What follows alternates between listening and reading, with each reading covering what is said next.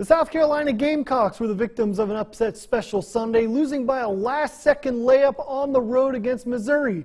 That means Hail State Hoops had a chance to retake sole possession of the SEC, but also faced a tough task on the road against Texas A&M.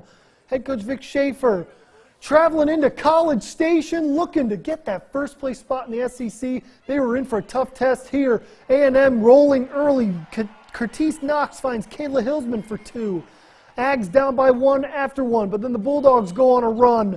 Here's Brianna Richardson for three. Back and forth game in the first half. Aggies would answer that with a 10-0 run. Here's Knox in transition, bucket, and the harm. Tie ball game at 30 at the break, but then Mississippi State starts out on fire. Victoria Vivians finds Tierra McCowan for two. That's inside. McCowan, big game at home, but then the Aggies get back in it with the three ball, just draining left and right. Taylor Cooper, Danny Williams, a heat check here. She'd lead the Aggies with 23 points. They did 7 for 7 from the land of plenty. A&M led by as many as 7 in the fourth quarter, but Katera Chappell says no siree to that. Drains the big triple, gives the Bulldogs a 1-point lead with 2 to go, and then McCowan, 2 of her 16 points, seals the deal for the Bulldogs. Mississippi State comes from behind to beat Texas A&M 72-67. Here's reaction after the game.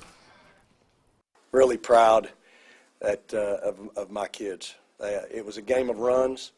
There was a lot of runs in this game. You know, lots of 10-0s, 6-0s, 8-0s seemed like runs, and we just happened to get the last run. We pride ourselves on toughness, y'all, and our perseverance, how we responded. We talked this morning about, there were 6 things that we talked about at film before we went to shoot around, and one of them was response.